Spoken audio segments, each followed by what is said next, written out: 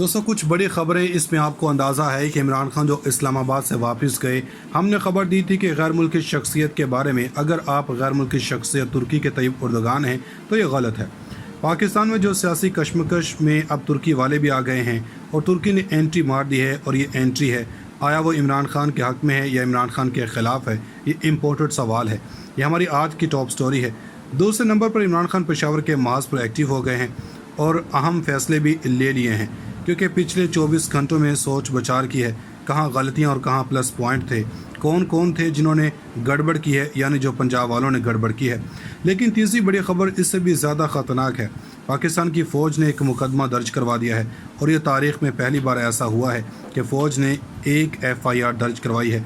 किन इल्ज़ामात की बुनियाद पर की गई है, किसके ख़िलाफ़ की गई है, और ये खुरा कहीं तहरीक इंसाफ वालों तक तो नहीं पहुँचता। और इसके बाद सुप्रीम कोर्ट से खबर है शहबाज शरीफ और इसकी काबीना के पर काटे गए हैं, और जो फैसले वो कर रहे थे सुप्रीम कोर्ट ने कहा है कि ये जो आप बाहर जाना चाहते हैं और बहुत सारी फाइलें और जल्दी जल्दी फैसले कर रहे हैं, ऐसा नहीं चलेगा।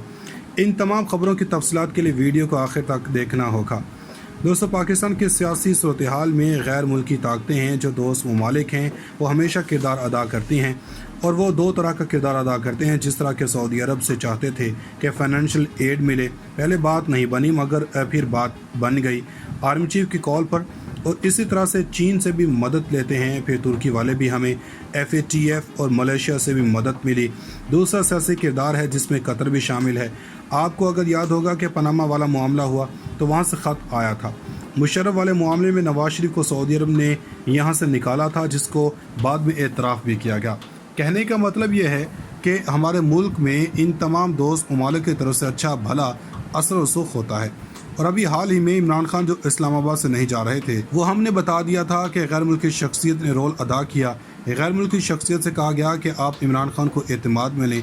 वो आए और इस शख्सियत के कहने पर इमरान खान भी जवाब नहीं दे सके। अब हम आते हैं कि इस बात की तरफ कि तुर्की और तैयब उर्दगान इस सारे मामले में कैसे आए। शरीफ ख़ानदान रियासती पुलिस से ज़्यादा ज़ाती ताल्लुकात के बारे में हम किरदार अदा करते हैं। मोदी यहाँ आया, वो भी बग़ैर वीज़े से। जंदाल भी आया, ये नवाज शरीफ फैमिली का वतीरा है। अब यही काम तुर्की के बारे में भी करते हैं। हालांकि तुर्की के रियासती और अवाम की सतह पर बहुत अच्छे ताल्लुकात हैं। खिलाफत मूवमेंट से लेकर आज तक तुर्की वाले हमारा कर्ज ही उतार रहे हैं। अब इन लोगों ने इस मामले में तुर्की को शामिल करने की कोशिश की है, क्योंकि हुकूमत आखिरी सांसें ले रही है, तो हुकूमत मुख्तलिफ़ दौरों के ज़रिए अपनी लेजिटिमेसी ले रही है। ये बावर करवाने की कोशिश कर रही है, हमें सारे मुल्क कबूल कर रहे हैं। अब इस सिलसिले में तुर्की वालों से कहा गया है कि हमें दौरे की दावत दें। इस तरह चीन से भी इन लोगों ने कहा था कि हमें बुलवाएं ताकि हम एतमाद हासिल कर सकें पाकिस्तानी इदारों का। अब इसी तरह से तुर्की से दरख्वास्त की गई, तुर्की ने शहबाज शरीफ को दौरे की दावत दे दी। हैरान कुन तौर पर दौरे की तारीखों में ऐलान किया गया जब इमरान खान की डेडलाइन दी गई थी। 31 मई और 1 जून तक ये 2 दिन का विज़िट था। तुर्की का विज़िट करने वाले शहबाज शरीफ और काबीना वाले बता गए कि तुर्की पाकिस्तानी फ़ोरम से बात की। अब आते हैं इमरान खान की तरफ, जो इमरान खान बजरी हेलीकॉप्टर पेशावर चले गए। मर्दान के अंदर इनके PTI कारकुन की जान गई थी। वो इनके ख़ानदान से मिले, वो फ्रेश थे, किसी रिजल्ट से परेशान नहीं थे। अब खबरें भी आ रही हैं कि राजा परवेज़ अशरफ के सामने इलेक्शन की तारीख के हवाले से बात हुई। राजा परवेज़ अशरफ के घर में हंगामा खड़ा होगा। ये पंजाब वालों ने इस लॉन्ग मार्च में जो गड़बड़ की है, इसके बारे में इमरान खान को अंदाज़ा है। इमरान खान ने एक्शन लिया है और इन्होंने लिस्टों को मंगवा लिया है, और कहा है कि जो नाजुक मजाज लीडर थे जो इस लॉन्ग मार्च के दौरान बाहर नहीं निकले ताकि इनसे निमट सकें, खान साहब किसी को मुआफ़ी देने के मूड में नज़र नहीं आ रहे, क्योंकि इनके लिए ज़िंदगी के लिए सबसे बड़ी मूवमेंट है। आगे ख़बर है कि फ़ौज से मुतालिक है। आपको अंदाज़ा है जो श्री मज़ारी हैं वो तहरीक इंसाफ के मरकज़ी रहनुमा हैं। इनको एंटी करप्शन वालों ने पकड़ा, इसके बाद रिहाई हुई, लेकिन इस दौरान इनकी बेटी से सवाल किए गए तो इनसे पूछा गया कि इनको किसने गिरफ़्तार करवाया, तो श्री मज़ारी ने राना सनाउल्लाह पर इल्ज़ाम लगाया, लेकिन ईमान मज़ारी ने जनरल बाजवा पर सख्त अल्फाज इस्तेमाल किए। इस चीज़ को फ़ौज ने बहुत माइंड किया, और चूँकि बहुत ओपनली कहा गया, सोशल मीडिया पर सर्कुलेट करता रहा। मगर आज ख़बर आई है कि जो फ़ौज की लीगल ब्रांच है, इसने ईमान मज़ारी के खिलाफ मुकदमा दर्ज करवा दिया है। अब ताज़ा तरीन खबर आई है कि शहबाज शरीफ ने अपने इत्तेहादियों को फौरी तौर पर तलब कर लिया। इसका मकसद क्या हो सकता है? सुप्रीम कोर्ट के 5 रुकनी बेंच ने समाअत की। वहाँ पूछा गया कि एक तो बताइए ECL से नाम क्यों निकलवाए गए, ऐसा क्यों किया गया, इसको रोका जाए, ऐसा नहीं चलेगा। वो हमने बता दिया था कि गैर मुल्की शख्सियत ने रोल अदा किया। غیر ملکی شخصیت سے کہا گیا کہ آپ عمران خان کو اعتماد میں لیں۔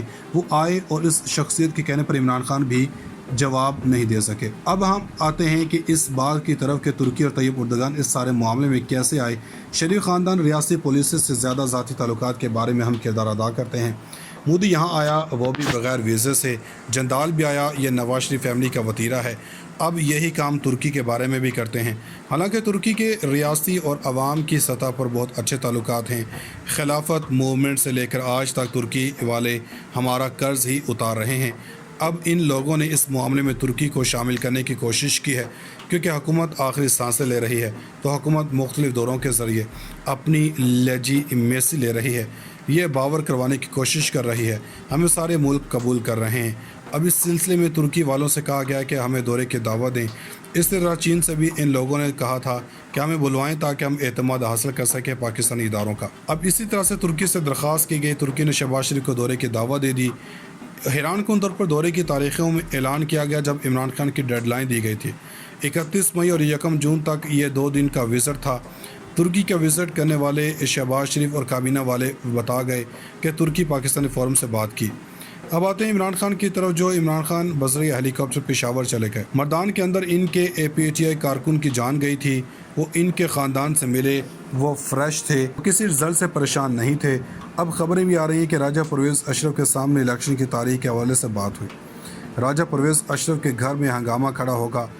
یہ پنجاب والوں نے اس لانگ مارچ میں جو گڑبڑ کی ہے اس کے بارے میں عمران خان کو اندازہ ہے۔ عمران خان نے ایکشن لیا ہے اور انہوں نے لسٹوں کو منگوا لیا ہے اور کہا ہے کہ جو نازک مزاج لیڈر تھے جو اس لانگ مارچ کے دوران باہر نہیں نکلے تاکہ ان سے نمٹ سکیں، خان صاحب کسی کو معافی دینے کے موڈ میں نظر نہیں آ رہے، کیونکہ ان کے لیے زندگی کے لیے سب سے بڑی موومنٹ ہے۔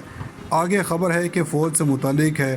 آپ کو اندازہ ہے جو شری مزاری ہیں وہ تحریک انصاف کی مرکزی رہنما ہیں، ان کو اینٹی کرپشن والوں نے پکڑا، اس کے بعد رہائی ہوئی، لیکن اس دوران ان کی بیٹی سے سوال کیے گئے تو ان سے پوچھا گیا کہ ان کو کس نے گرفتار کروایا، تو شری مزاری نے رانا ثناءاللہ پر الزام لگایا، لیکن ایمان مزاری نے جنرل باجوہ پر سخت الفاظ استعمال کیے۔